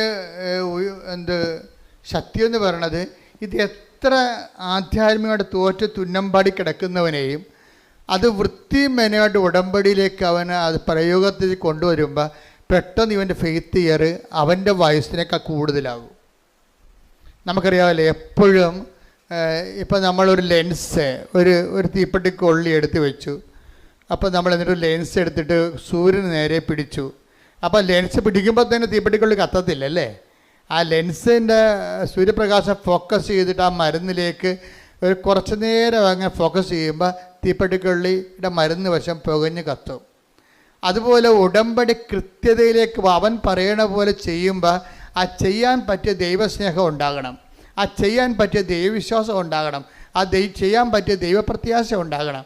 ഇതിന് അറിവിൻ്റെ പ്രത്യാശയുണ്ട്, അഭിഷേക പ്രത്യാശയുണ്ട്. അതാണ് വിഷയം. ഒരു വിഷയം നമ്മൾ അറിവിൽ ചെയ്യുമ്പോൾ അറിവിൻ്റെ പ്രത്യാശ ഉണ്ടാകത്തുള്ളൂ. ഒരു വിഷയം നമ്മൾ അനുഭവത്തിൽ ചെയ്യുമ്പോൾ അഭിഷേക പ്രത്യാശ ഉണ്ടാകും. അപ്പോൾ നിങ്ങൾ പറയാം, അച്ഛാ മനസ്സിലാകണില്ലെന്ന് പറയും. ഞാൻ അത് മനസ്സിലാക്കി തരാം. അതെന്താ ഇപ്പോൾ സംഭവം വെച്ച് കഴിഞ്ഞാൽ, നമ്മൾ ദൈവസ്നേഹത്തോടെയാണ് നിങ്ങൾ അവൻ പറയണ പോലെ ചെയ്യണമെന്നുണ്ടെങ്കിൽ അത് പെട്ടെന്ന് നമുക്ക് ദൈവത്തെ അനുഭവിക്കാൻ പറ്റും. ദൈവസ്നേഹത്തോടെയാണ് നമ്മൾ ഓരോ വിഷയവും. ഇപ്പോൾ ഈ പ്രൊഫസർ ടോയ് തോമസ്, വൈഫിൻ്റെ അസുഖം അറിയാമല്ലോ. വൈഫിൻ്റെ ചെറിയ അസുഖമൊന്നുമല്ല. ആ വൈഫിൻ്റെ ആദ്യം ലിംഫോമ എന്ന് പറയുന്ന മുഴയുന്ന ക്യാൻസർ ആണെന്നാണ് ആദ്യം ഡിക്റ്റേറ്റ് ചെയ്തത്. പക്ഷേ അതിൻ്റെ സ്കാനിങ് റിപ്പോർട്ട് വന്നപ്പോൾ എന്താ സംഭവിച്ചിരിക്കണമെന്ന് അറിയാം. അത് ആ രോഗം അഡിനോ കസിനോവ എന്ന് പറഞ്ഞ അതായത് ക്യാൻസറിൻ്റെ 5ാം സ്റ്റേജായി. 5ാം സ്റ്റേജായെന്ന് വെച്ചാൽ പിന്നെ ഇനി അതിന് മരുന്നില്ല, അതിന് റേഡിയേഷൻ ഇല്ല, കീമോ ഇല്ല, ഓപ്പറേഷൻ ഇല്ല, ഒന്നുമില്ല. ആകപ്പാടെ ഉള്ളതെന്ന് വെച്ച് കഴിഞ്ഞാൽ മരണം വരെയുള്ള പാലിയേറ്റീവ് കെയർ മാത്രമേ ഉള്ളൂ. ഈ പ്രൊഫസറിൻ്റെ വൈഫിൻ്റെ അവസ്ഥയാണ് പെട്ടെന്ന് പാലിയേറ്റീവ് കെയറിൽ മാത്രമായിപ്പോയി. കാര്യം ആ രോഗത്തിന് മരുന്നില്ല, കീമോ ഇല്ല, റേഡിയേഷൻ നടക്കത്തില്ല, ഓപ്പറേഷൻ ഇല്ല. അപ്പോൾ ഇതെല്ലാം ഈ ഒരു സിറ്റുവേഷനിലാണ് വൈഫും പ്രൊഫസർ ടോയ് തോമസും കൂടി ഉടമ്പടി എടുക്കുന്നത്. അതായത് ഒരു ക്യാൻസറിന് അതിന് ആ 5th സ്റ്റേജിലാണ് വന്നിരിക്കുന്നത്. അതിന് ഓപ്പറേഷൻ ഇല്ല, കീമോ നടക്കാൻ പറ്റത്തില്ല, പിന്നെ ഓപ്പറേഷനും ഇല്ല, റേഡിയേഷനും ഇല്ല. അപ്പം പിന്നെ എന്താ ഉള്ളത്? മരണത്തിനായി കാത്തിരിക്കുക, ഒരുങ്ങുക മാത്രമേ ഉള്ളൂ ആ വിഷയം. അപ്പം ആ ഒരു സിറ്റുവേഷനിൽ ഈ പ്രൊഫസർ എന്താ ചെയ്യണത്? പ്രൊഫസർ പറയണത്, ഞാൻ ഈ പത്രം ഓരോ വീട്ടിലും കൊണ്ടുപോയിട്ട് കർത്താവിനെക്കുറിച്ചും ഞങ്ങളുടെ അനുഭവത്തെക്കുറിച്ചും അവരോട് സംസാരിക്കുമെന്നാണ്. ഇത് ആദ്യം തുടങ്ങിയ പരിപാടിയാണ്, വെറുതെ കൊണ്ടേ കൊടുക്കുകയല്ല. ഈ അറിവിൻ്റെ പ്രത്യാശയും അഭിഷേകത്തിൻ്റെ പ്രത്യാശയും തമ്മിൽ വ്യത്യാസമുണ്ട്. കാര്യം എന്നിട്ട് ഇവർ പറയുന്നത്, അതായത് ഇതിൽ നിന്ന് രക്ഷപ്പെടാൻ കഴിയുമെന്ന് വൈഫിന് പ്രത്യാശ ലഭിച്ചു. ഇവർക്ക് രണ്ടുപേർക്കും പ്രത്യാശ ലഭിക്കുന്നുണ്ട്. നമ്മളെപ്പോഴും പ്രത്യാശ എന്ന് പറയുമ്പോൾ ഉടനെ നമ്മൾ ഉദ്ദേശിക്കുന്നത് ഒരു അറിവിൻ്റെ പ്രത്യാശയുണ്ട്, അഭിഷേകത്തിൻ്റെ പ്രത്യാശയുണ്ട്. അറിവിൻ്റെ പ്രത്യാശ ഉണ്ടെങ്കിലും നമ്മുടെ ഉള്ളിൽ ഒരു നിരാശ ഉണ്ടാകും. മനസ്സിലായില്ലേ? അറിവ് മൂലം ഉണ്ടാകുന്ന പ്രത്യാശയും ഒരു ആത്മീയ പ്രത്യാശ അല്ലത്. അതൊരു സെക്യുലറായിട്ടുള്ള ഹോപ്പാണ്, അറിവിൽ നിന്ന് നമുക്കുണ്ടാകുന്ന ഹോപ്പാണ്. പക്ഷേ യഥാർത്ഥ ഹോപ്പ് അനോയിൻറ്റഡ് ഹോപ്പ് എന്ന് പറയും. എന്താണ്? റോമ 5:5 എടുത്ത്, പ്രത്യാശ നമ്മെ നിരാശരാക്കുന്നില്ല, കാരണം നമുക്ക് നൽകപ്പെട്ടിരിക്കുന്ന പരിശുദ്ധാത്മാവിലൂടെ ദൈവത്തിൻ്റെ സ്നേഹം നമ്മുടെ ഹൃദയങ്ങളിലേക്ക് ചൊരിയപ്പെട്ടിരിക്കുന്നു. അതാണ് പ്രശ്നം. ഇത് അറിവിൻ്റെ പ്രത്യാശ അല്ല. ഇത് വെച്ചുകൊണ്ട് പ്രത്യാശ എന്ന് പറഞ്ഞുകൊണ്ട് വാവിളിച്ചിട്ട് കാര്യമില്ല. ഇതെന്ന് പറയണത് പരിശുദ്ധാത്മാവിനാൽ നിറയുമ്പോൾ നമ്മൾ പ്രവർത്തിക്കുന്ന പരിശുദ്ധാത്മാവിനാൽ നമ്മിൽ പ്രവർത്തിക്കുന്ന പരിശുദ്ധാത്മാവിനാൽ ദൈവത്തിന്റെ സ്നേഹമെന്തെന്ന് നമ്മൾ അറിയുന്നു. ഇതാണ് ഞാൻ നിങ്ങളോട് പറഞ്ഞത്. അതായത് സാധാരണ കേവലമായ അറിവിലൂടെ ഒരു പ്രത്യാശ ഉണ്ടാകും, അത് ബുദ്ധിപരമായ ഒരു പ്രത്യാശയാണ്. പക്ഷേ ദൈവദാനമായ പ്രത്യാശ എന്ന് പറയുന്ന പുള്ളി അതിൽ പരിശുദ്ധാത്മാവിൻ്റെ കണ്ടൻറ്റ് വൈസ് റിച്ചായിരിക്കും. അതുകൊണ്ടാണ് നമുക്ക് നിരാശ തോന്നാത്തത്. പല പ്രത്യാശ, ഇപ്പോൾ ഒരു കല്യാണം വിട്ടുപോകുമ്പോൾ അമ്മ പറയും, സാരമില്ല, അവൻ പോയാൽ വേറെ തന്നെ അതിനേക്കാളും നല്ല ദൈവം തരും. ശരിയാണ് മമ്മി എന്ന് പറയും. അതെന്താണ്? എന്നാലും നല്ലതായിരുന്നു, അവന് PR ഉണ്ടായിരുന്നു. മനസ്സിലായില്ലേ? ഇതാണ് അലങ്കോല പ്രത്യാശ എന്ന് പറയുന്നത്. ഇപ്പോൾ ഒരു കല്യാണം സെറ്റായി, പക്ഷെ അത് വിട്ടുപോയപ്പോൾ ഇവക്ക് ഇത്രയും നാൾ അവർ ബോണൊക്കെ വിളിച്ചായിരുന്നു, ഭയങ്കര വർത്തമാനമൊക്കെ ആയിരുന്നു, ഇപ്പം കെട്ടിയതുപോലെയാണ് അവർ പോയത്. പക്ഷേ സംഗതി പൊളിഞ്ഞു പോയപ്പോൾ പിന്നെ ഇവക്ക് ഭക്ഷണവും വേണ്ട, ഉറക്കവും ഇല്ല, അവൾക്ക് ഭ്രാന്തിയെപ്പോലെ അവിടെ ഇരിക്കുകയാണ്.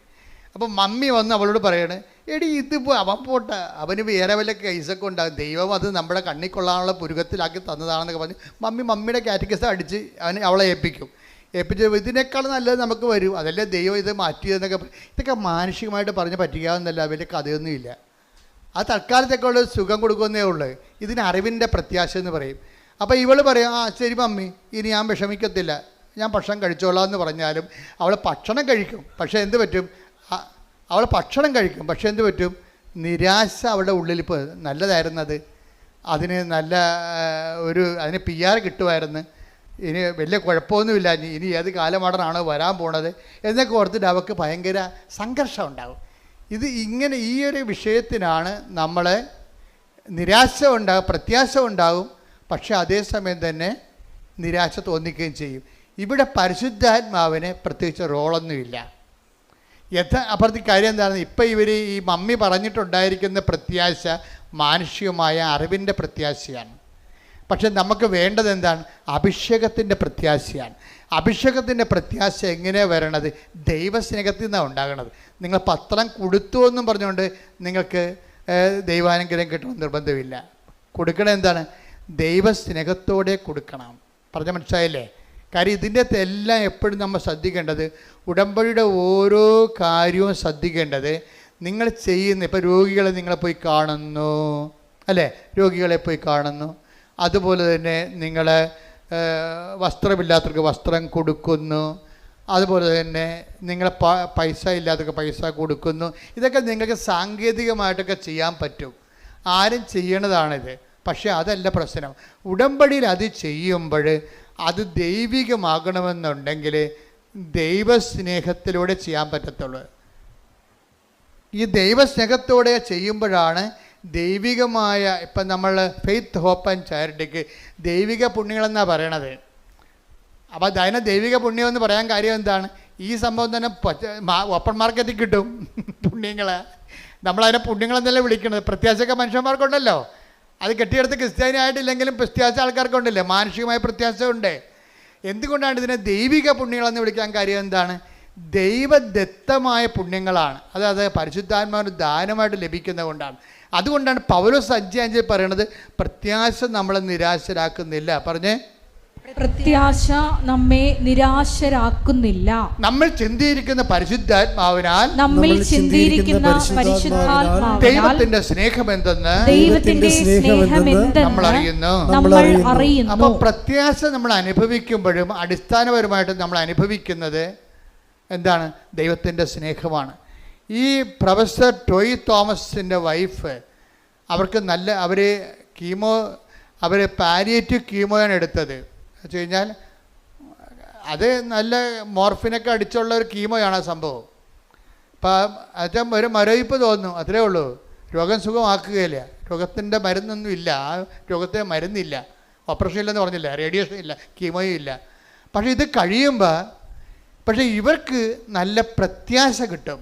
ഇവർ പറയുന്ന വാക്കതാണ്, ഇങ്ങനെയൊക്കെ ഇത്രയും വലിയ ചികിത്സയാണെങ്കിലും എനിക്ക് നല്ല പ്രത്യാശ ഉണ്ടെന്ന്. ആ പ്രത്യാശ എന്ത് പ്രത്യാശയാണ്? പരിശുദ്ധാത്മാവിൻ്റെ പ്രത്യാശയാണ്, ദൈവികമായ പ്രത്യാശയാണ്. ഇവരെന്നോട് ചോദിക്കും, ഇവർ കണ്ണാടി നോക്കി ചോദിക്കണം, കർത്താവേ എൻ്റെ മുടി എന്താണ് കൊഴിയാത്തതെന്ന്. കീമോയൊക്കെ എടുക്കുന്നുണ്ട്, പക്ഷെ മുടി കൊഴിയണില്ല. കാര്യം നീ അഗ്നിയിലൂടെ നടക്കും, അഗ്നി നിന്നെ വിഴുങ്ങത്തില്ല. അഭിഷേക വിധി പ്രകാരമുള്ള പ്രത്യാശയാണ്. ഇത് ദൈവത്തിന് സാധിക്കുന്നത്, നമുക്ക് സാധിക്കുന്നത് ഉടമ്പടിയിലൂടെയാണ്. ദൈവികമായി ദാനം നമുക്ക് അവകാശമാക്കുന്നത് എങ്ങനെയാണ്? അവൻ പറയണത് പോലെ ചെയ്യുമ്പോഴല്ല, അവൻ പറയണത് പോലെ ദൈവസ്നേഹത്തോടെ ചെയ്യുമ്പോഴാണ്. കൈയടിച്ച് ശ്രദ്ധിക്കട്ടെ. ഹല്ലേലൂയ. കൈ നെഞ്ചത്ത് വെച്ചൊന്ന് ആത്മാർത്ഥത്തോടെ പ്രാർത്ഥിച്ചേ, കർത്താവേ ഞങ്ങൾക്കെല്ലാവർക്കും അഭിഷേക വിധി പ്രകാരമുള്ള പ്രത്യാശയുടെ അഭിഷേകം ലഭിക്കാൻ ഞങ്ങളെ അനുഗ്രഹിക്കണമേ. ഞങ്ങളുടെ ജീവിതത്തിലെ അങ്ങയുടെ തിരുസന്നിധിയിൽ വെച്ചിട്ടുള്ള വിഷയങ്ങള് അങ്ങയുടെ കാലത്ത് നടക്കുന്നത് വരെ പ്രത്യാശയോടെ ജീവിക്കുവാൻ ഞങ്ങൾക്ക് ദൈവസ്നേഹം സ്നിഗ്ധമായ പ്രത്യാശയാൽ അഭിഷേകം ചെയ്യണമേ.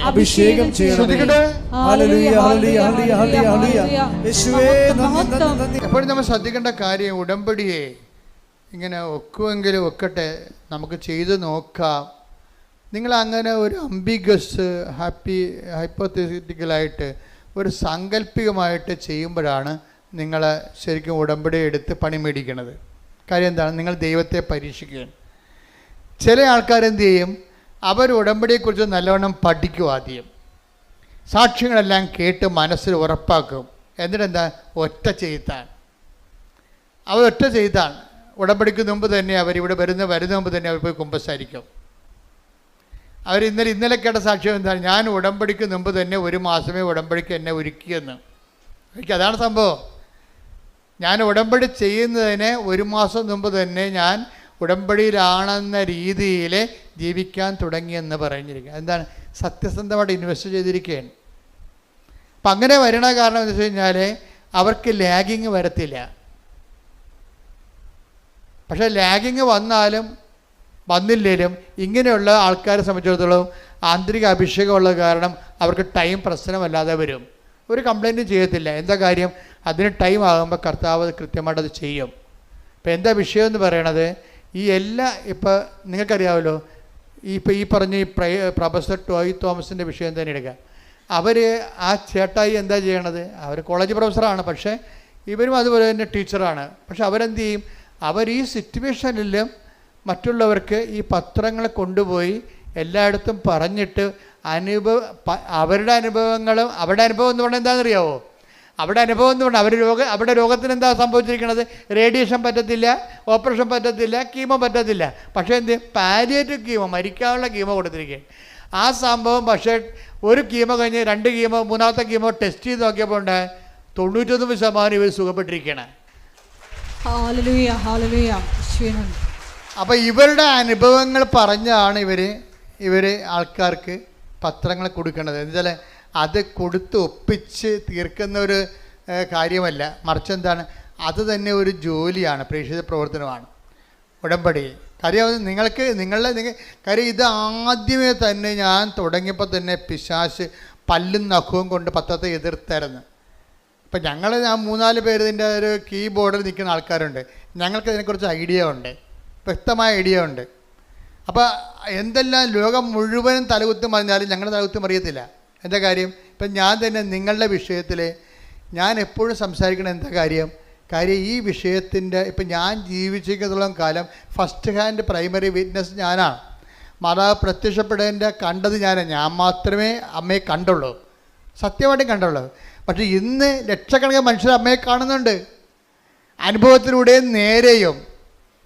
അപ്പോൾ ഇപ്പോൾ തന്നെ പ്രൊഫസർ ജോയ് തോമസിൻ്റെ ഈ ക്യാൻസർ വന്നിരിക്കുന്ന ചേച്ചി ഒരു ദിവസം വചനം കേട്ടുകൊണ്ടിരിക്കുക പറയും,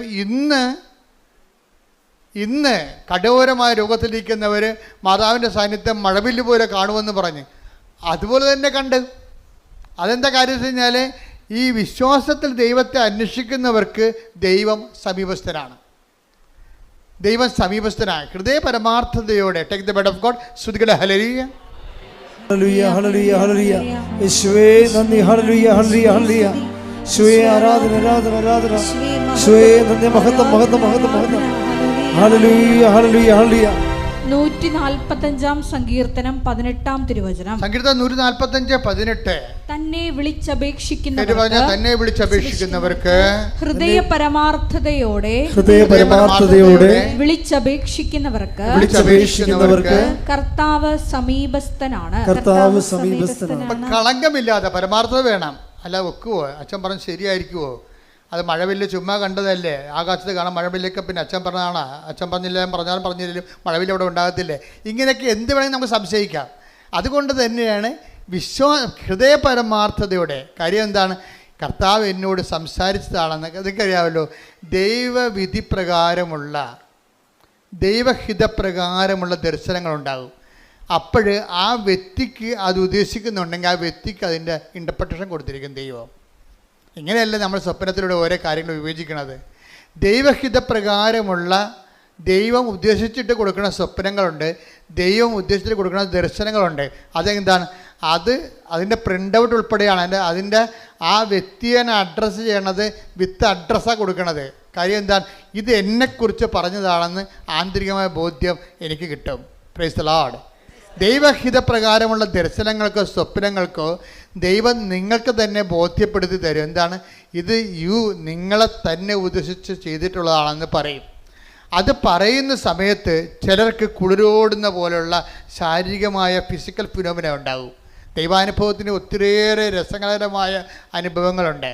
കാര്യം അത് പറഞ്ഞുകൊണ്ടിരിക്കുന്ന സമയത്ത് രണ്ടുപേരുടെ ഇരട്ട അഭിഷേകം എന്ന് പറയും. പറയുന്നവർക്കും കേൾക്കുന്നവർക്കും ഒരേ സമയം തന്നെ ആന്തരികമായ ഈ ബോഡിയിൽ തന്നെ ഫീലിംഗ് ചെയ്യും. ഒരു പ്രത്യേക നമ്മൾ ഒരു പൂരണിപ്പെന്നൊക്കെ പറയുന്ന പോലെ രീതിയിലുള്ള ഒരു ഫീലിംഗ് നമുക്കുണ്ടാകും. കേൾക്കുന്നവർക്കും ഉണ്ടാവും, പറയുന്നവർക്കും ഉണ്ടാവും. അപ്പോൾ പരിശുദ്ധാത്മാവിൽ ചെയ്യുന്ന കാര്യങ്ങൾക്കും സംഭവിക്കുന്ന കാര്യങ്ങൾക്കും നമുക്ക് പേഴ്സണൽ കൺകറൻസ് കിട്ടാൻ നമുക്ക് വ്യക്തിപരമായി ദൈവം നൽകുന്ന ശാരീരികമായ അനുഭവങ്ങൾ ഫിസിക്കൽ ഫിനോമെറ്റിസിസമാണ്. ശരിക്കും പറഞ്ഞാൽ ഇങ്ങനെയുള്ള ഒരു വിഷയം ദൈവികമായ കാര്യങ്ങളുടെ ശാരീരികമായ പ്രതിഭാസങ്ങൾ അത് ഇന്നത്തെ കാലത്ത് ഉടമ്പടിയുടെ അനുഭവങ്ങളിൽ കൂടിക്കൂടിയാണ് വരണത്. അപ്പോൾ അത് എല്ലാവർക്കും അതുകൊണ്ടാണ് സുഗന്ധാഭിഷേകം വരണത്, മഴവില്ല് വരണത്, അതുപോലെ തന്നെ മാതാവ് സ്വപ്നത്തിൽ വന്ന് വിളിക്കണത്. കഴിഞ്ഞ ദിവസങ്ങളിൽ ഒരു സാക്ഷ്യം ഉണ്ടായെന്ന് വെച്ച് കഴിഞ്ഞാൽ ആ മനുഷ്യന് നമ്മുടെ അദ്ദേഹം പറയണത് ഇവിടെ ഇതിന് വാതിക്കലിരിക്കുന്ന മാതാവ് വന്ന് എന്നെ ഒരു സ്വർണത്തിൻ്റെ വടി കൊണ്ട് ഞാൻ അമ്മയോട് പറഞ്ഞായിരുന്നു, അമ്മ എൻ്റെ ജന്മത്തിൽ ഞാൻ 5:30 എഴുന്നേരം ചരിത്രമില്ല. എനിക്ക് 35 വയസ്സായി. 35 കൊല്ലത്തിനുള്ളിൽ ഇന്ന് വരെ ഞാൻ 8 മണിക്കൊക്കെ എഴുന്നേക്കണത്. ഞാനെങ്ങനെയാണ് 5:30 എഴുന്നേക്കണത്? അപ്പോഴെന്ത് ചെയ്ത് അമ്മ കറക്റ്റ് 5:29 ആയപ്പോൾ കൃപാസനം വാതിക്കെ നിൽക്കുന്ന മാതാവ് വന്ന് എന്നെ തോണ്ടി വിളിച്ചു. ഞാൻ ഞെട്ടി എഴുന്നേറ്റ് നോക്കിയപ്പോൾ മണി 5:30. അതായത് ഇത് ഈ കാലങ്ങളിൽ അഡ്രസ്സ് നേരിട്ട് നമുക്ക് അനുഭവം കിട്ടും. നേരിട്ട് അതായത് ഒന്നാമത്തെ കൃപാസനത്തിൻ്റെ വിഷയം സഞ്ചാരി മാതാവാണ്. എന്ന് വെച്ച് കഴിഞ്ഞാൽ ഇപ്പം തന്നെ ഇവരുടെ കാര്യം തന്നെ എടുക്കാം. ഇവർക്ക് ഈ ക്യാൻസർ 99% കുറഞ്ഞല്ല, പിന്നെ 1% ഉള്ളു. അപ്പം ആ സന്തോഷ വാർത്ത എന്നെ അറിയിക്കാൻ വേണ്ടി അവരിവിടെ വന്നപ്പോൾ എന്നാ പറ്റിയത്? പ്രൊഫസർ ഇവിടെ വന്നപ്പോൾ ഓഫീസിൽ നിന്ന് പറഞ്ഞ് നിങ്ങൾ കഴിഞ്ഞ ആഴ്ച കണ്ടതല്ലേ അച്ഛനെ, കണ്ടിട്ട് പോയപ്പോഴല്ലേ ഇത്രയും കുറഞ്ഞിരിക്കണത്, ഇനിയിപ്പം നിങ്ങൾക്ക് 90 ദിവസം കഴിഞ്ഞ് കാണാൻ പറ്റത്തുള്ളൂ. കാര്യം ഒത്തിരി പേര് കാണാനുണ്ട്, ഒരു പ്രാവശ്യം പോലും കാണാത്തവരുണ്ടല്ലോ. അപ്പം പ്രൊഫസറിന് അത് കാര്യം മനസ്സിലായപ്പോൾ പ്രൊഫസർ സങ്കടത്തോടെയാണെങ്കിൽ തിരിച്ചുപോയി. പിറ്റേ ദിവസം കൊണ്ട് ഞാൻ പ്രൊഫസറിൻ്റെ വീടിൻ്റെ വാതിൽക്കൽ നിൽക്കണം. അല്ല, എനിക്കറിയാൻ പാടില്ല. ഞാൻ ചേന്നമംഗലത്ത് പോയ ആളാണ്. ചേന്നമംഗലം എൻ്റെ പഠനത്തിൻ്റെ ഒരു ഭാഗമാണ്. പഴയകാല ക്രിസ്ത്യൻ സെറ്റിൽമെൻറ്റാണ് ചേന്നമംഗലം എന്ന് പറയുന്നത്. 1800 കൊല്ലം പഴക്കമുള്ള സെറ്റിൽമെൻറ്റാണ്. അപ്പം അതിനെക്കുറിച്ചുള്ള പഠനങ്ങളൊക്കെയുണ്ട്. ഞാൻ ഒരു പുസ്തകം എഴുതുന്നുണ്ട്. ആ പുസ്തകത്തിൻ്റെ ആവശ്യത്തിന് വേണ്ടി ഞാൻ ചേന്നമംഗലത്ത് യഹൂദ പള്ളി ചെന്ന് ആ പള്ളി ഒത്തിരി ഏടാകൂടങ്ങളിൽ പോയിട്ടാണ് ആ പള്ളിയിലെത്തിയത്.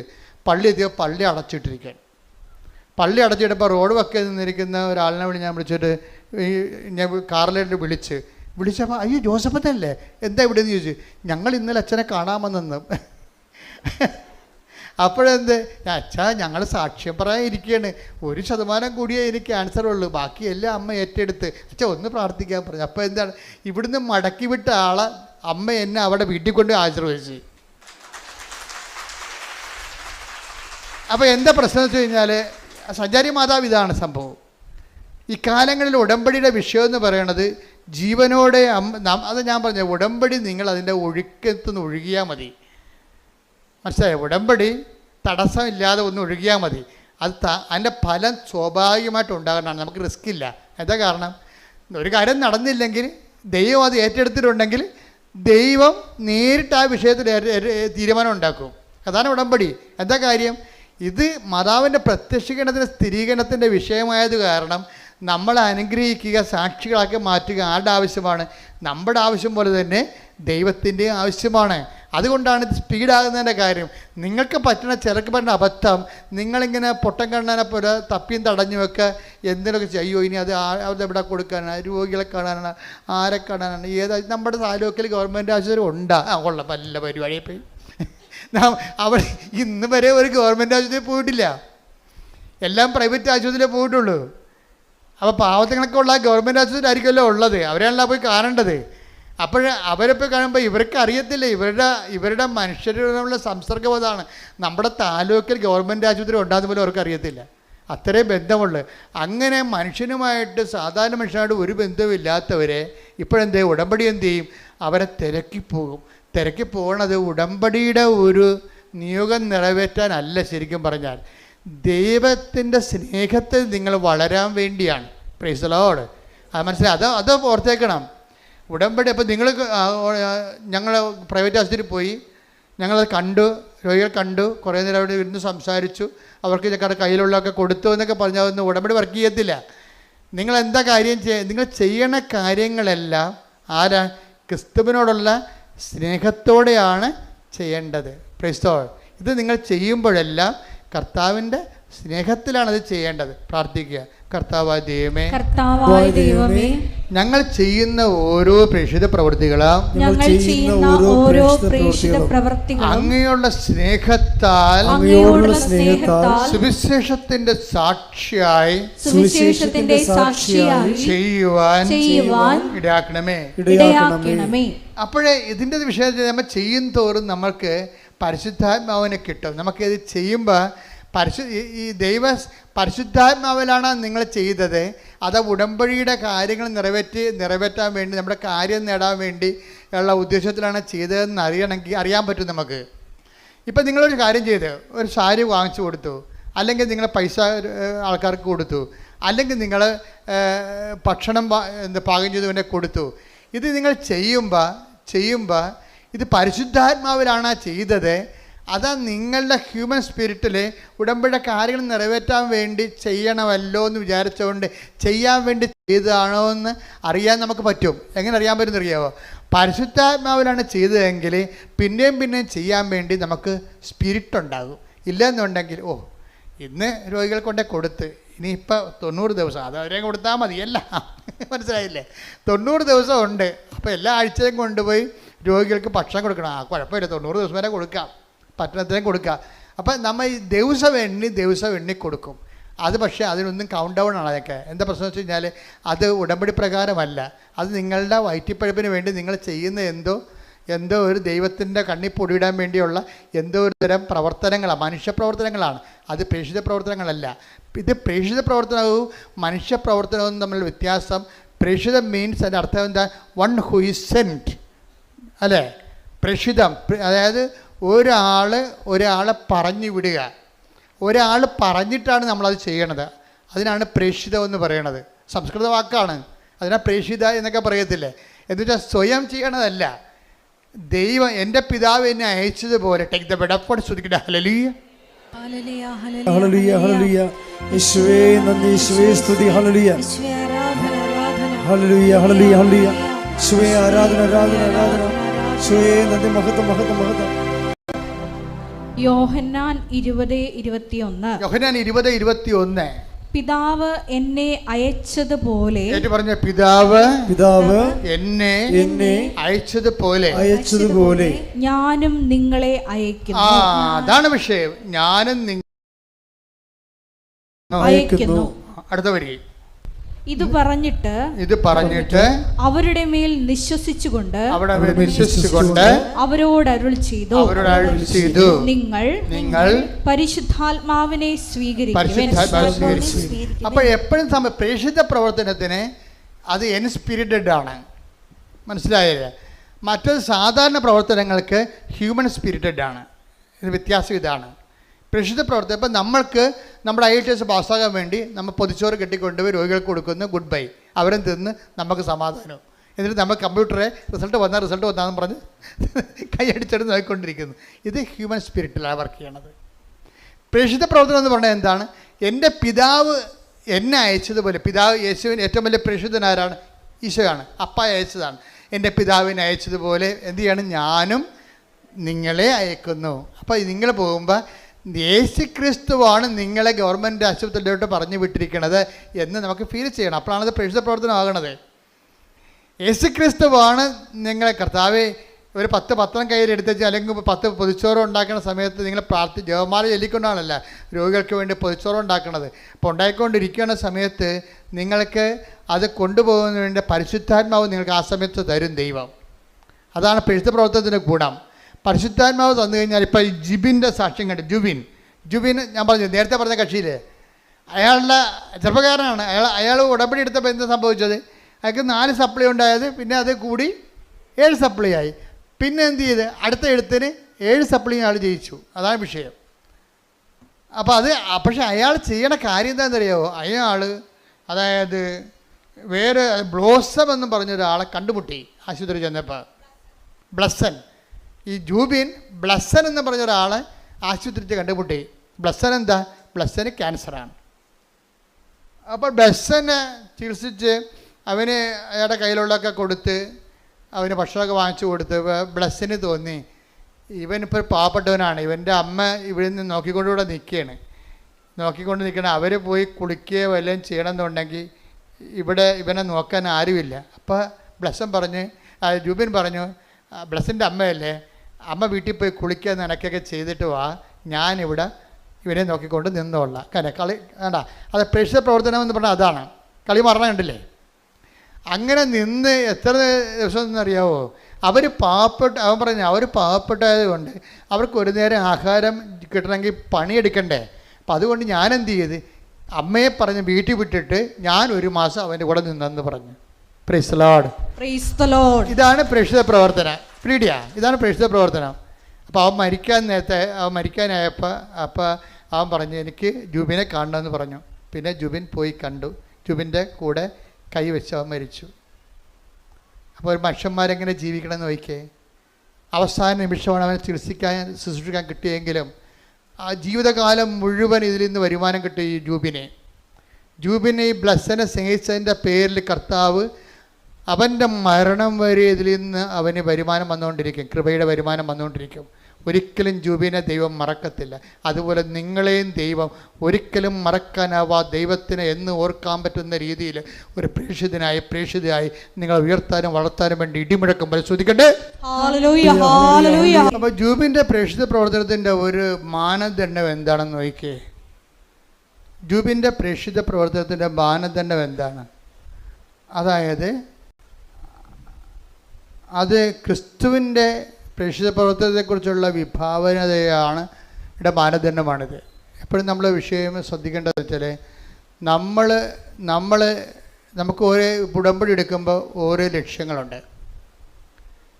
ഇപ്പം ഞാൻ ആദ്യകാലങ്ങളൊക്കെ പറഞ്ഞുകൊണ്ടിരുന്നത് ഇപ്പോഴും പറയണത് അതാണ്, ഉടമ്പടി ഉടനടി പരിഹാരം. ഒരു സംശയമില്ല കാര്യത്തിൽ, നിങ്ങൾ പത്രം എടുത്ത് നോക്കിയാൽ മതി. പക്ഷേ ഈ ഉടമ്പടി ഉടനടി പരിഹാരം കിട്ടിയില്ലെങ്കിലും 10,000 ഇപ്പോഴും ഇത്തിരി ഉടമ്പടി ദൈവത്തിൻ്റെ സമയത്താണത് നടക്കണമെന്നുണ്ടെങ്കിൽ 10,000 അതിനുള്ളിൽ വിശുദ്ധരായി ജീവിക്കുന്നുണ്ട് ഇന്ന്. എന്താ കാര്യം? കർത്താവ് ചെയ്യുമ്പോൾ എല്ലാം കൃത്യമായിട്ട് ചെയ്യുന്നവർക്ക് നല്ല ക്രിസ്തുവിനെക്കുറിച്ച് നല്ല ഐഡിയ ഉണ്ട്. ക്രിസ്തുവിനെക്കുറിച്ച് ഐഡിയ ഇല്ലാത്ത ജനങ്ങളോട് സംസാരിക്കുമ്പോൾ എന്ത് ചെയ്യണം? ആ രീതിയിൽ സംസാരിക്കാൻ പറ്റത്തുള്ളൂ നമുക്ക്. ഉദാഹരണത്തിന് 1 Corinthians 3:1 എടുത്തേ. സഹോദരങ്ങളെ എനിക്ക് നിങ്ങളോട് ആത്മീയ മനുഷ്യരോട് എന്നതുപോലെ സംസാരിക്കാൻ സാധിച്ചില്ല. ജഡിക മനുഷ്യരോട് എന്നതുപോലെയും ക്രിസ്തുവിനെ കുറിച്ചുള്ള അറിവിന്റെ കാര്യത്തിൽ പൈതങ്ങളോട് എന്നതുപോലെയുമാണ് നിങ്ങളോട് ഞാൻ സംസാരിച്ചത്. പൈതങ്ങളോട് സംസാരിക്കുമ്പോൾ എന്ത് ചെയ്യണം? അവർക്ക് മിഠായി, ബലൂൺ, അതുപോലെയുള്ള കളിപ്പാട്ടം, ഇങ്ങനെ കുറേ സംഭവങ്ങളില്ലേ, അവർ കിട്ടിയാൽ മാത്രമേ മദറിൻ്റെ സ്നേഹം. നിങ്ങൾക്കറിയാവില്ല, ഇപ്പം കുഞ്ഞുങ്ങളെ അമ്മയെന്ന് വിളിക്കണ ആരെയാണ്? പലപ്പോഴും ആയമാരെ വിളിക്കണതല്ലേ. നാളെ ബംഗാളി ചേച്ചിമാർ വന്ന് നമ്മുടെ പിള്ളേർക്ക് നിങ്ങൾ 4 ലക്ഷത്തിൻ്റെ ശമ്പളം മേടിക്കും, നിങ്ങളുടെ മക്കൾക്ക് മുല കൊടുക്കുന്നതായിരിക്കും ബംഗാളി ചേച്ചിമാരായിരിക്കും. അപ്പം നമ്മുടെ മക്കൾ അവരെന്തെന്ന് വിളിക്കും? അമ്മയെന്ന് വിളിക്കും. നിങ്ങളെന്തെന്ന് വിളിക്കും? ആയെന്ന് വിളിക്കും. ഇതാണ് പ്രശ്നം. പിള്ളേരുടെ ഒരു സൈക്കോളജിയിൽ എന്താ ഉള്ളത്? ആര് എന്ത് കൊടുക്കുന്നു അവരാണ് അമ്മ. ഞാൻ പറഞ്ഞിട്ട് കാര്യമില്ല, ആര് കൊടുക്കുന്നു. അമ്മയെ എപ്പോഴും അമ്മയായി നിൽക്കുന്നത് എന്തുകൊണ്ടാണ്? എല്ലാ കാര്യങ്ങളും കുഞ്ഞിനെ ചെയ്ത് കൊടുക്കുന്നത് കൊണ്ടാണ്. അപ്പം ദൈവത്തിന് ഇങ്ങനെ ഒരു കാലം ഉണ്ടെന്നാണ് പൗലോസ് പറയുന്നത്. ഒന്നിനു വായിച്ചത്. സഹോദരങ്ങളെ എനിക്ക് നിങ്ങളോട് ആത്മീയ മനുഷ്യരോട് എന്നതുപോലെ സംസാരിക്കാൻ സാധിച്ചില്ല.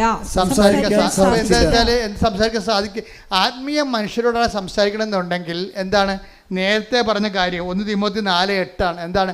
ആത്മീയ മനുഷ്യരോട് സംസാരിക്കുന്നത് എന്തിനെക്കുറിച്ചാണ്? നിത്യജീവനെക്കുറിച്ചായിരിക്കും. ജഡിക മനുഷ്യരോട് സംസാരിക്കുന്നത് എന്തിനെക്കുറിച്ചായിരിക്കും? ഈ ജീവിതത്തിന് വേണ്ടിയായിരിക്കും സംസാരിക്കുന്നത്. അപ്പോൾ ഈ ജീവിതത്തിന് വേണ്ടി കർത്താവ് അഡ്രസ്സ് ചെയ്യണില്ലേ? അതാണല്ല ഉടമ്പടി.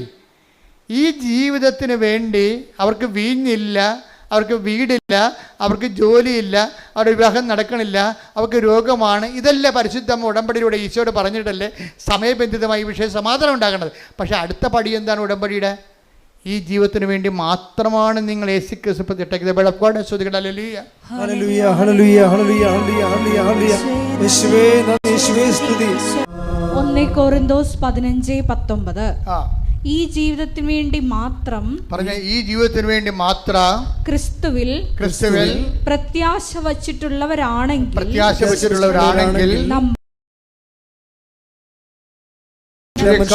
നിർഭാഗ്യരാണ്. അപ്പൊ ക്രിസ്തുവിൽ പ്രത്യാശ അർപ്പിക്കണത് എന്തിനാണ്? ഈ ജീവിതത്തിന് വേണ്ടിയും മാത്രമാണെന്നാണ് ചോദിക്കണത്. വെച്ചാൽ ഈ ജീവിതത്തിന് വേണ്ടി ഉണ്ട്, ഈ ജീവിതത്തിന് വേണ്ടി, പിന്നെ എന്താണ്? വരാനിരിക്കുന്ന ജീവിതത്തിന് വേണ്ടി കൂടിയാണ്. അപ്പോൾ വരാനിരിക്കുന്ന ജീവിതത്തിന് വേണ്ടി കൂടുതലാണ് നിങ്ങളുടെ ചില കാര്യങ്ങൾ താമസിക്കുന്നുണ്ടെങ്കിൽ എപ്പോഴും ഓർത്തേക്കണം, നിങ്ങളെന്താണ്? നിത്യജീവൻ്റെ എക്സ്പ്രസ് ഹൈവേയിലേക്ക് വന്നുവെന്ന്. എന്താ കാര്യം? എന്താണ്? ദൈവം ഈ ജീവിതത്തെ ഉടമ്പടിയിൽ ഒരു 3-4 കാര്യങ്ങൾ പടപെടാതെ നിങ്ങളുടെ കാര്യം നടക്കുകയും ചില കാര്യങ്ങൾ താമസിക്കുകയും ചെയ്യുമ്പോൾ അത് താമസിക്കുന്നതല്ല, മറിച്ച് എന്താണ്? നിത്യജീവനെക്കുറിച്ച് നിങ്ങൾ ഈ കാലഘട്ടങ്ങളിൽ ചിന്തിക്കാനും അതിനുവേണ്ടി ഇൻവെസ്റ്റ് ചെയ്യാനും വേണ്ടി ദൈവം നിങ്ങളെ ഒരുക്കുന്നതാണ്. കൈയടിച്ച് ശ്രദ്ധിക്കട്ടെ. സ്വർഗം തുറക്കണമേ, സ്വർഗം തുറക്കണമേ. അടിപ്പിണർ പോലെ വൈദാക്കാലം പോലെ ദൈവികമായ ശക്തി ഓരോ മകന്റെ മേലും അടിപ്പിണർ പോലെ വൈദാക്കാലം പോലെ ദൈവികമായ ശക്തി ഓരോ മകന്റെ മേലും കർത്താവിന്റെ വിശുദ്ധ രക്തം ഉച്ച മുതൽ ഉള്ളംകാലം വരെ കർത്താവിന് ഇത് അരിച്ചിറങ്ങട്ടെ. കർത്താവിന് ശക്തി. കർത്താവ് തൈറോയ്ഡ് രോഗികള്, PCOD രോഗികള്, ഫിസ്റ്റുല രോഗികള്, കരൾ രോഗികള്, ഹൃദയ രോഗികള്, ശ്വാസകോശ രോഗികള്, ഹൃദയ രോഗികള്, കിഡ്നി രോഗികള്, കുടൽ രോഗികള്, ക്യാൻസർ രോഗികള്, യേശു ക്രിസ്തുവിന്റെ ഉന്നതമായ നാമത്തില് മാറിപ്പോകട്ടെ. ശ്രദ്ധിക്കട്ടെ. യേശുവേ ഹല്ലേലൂയ.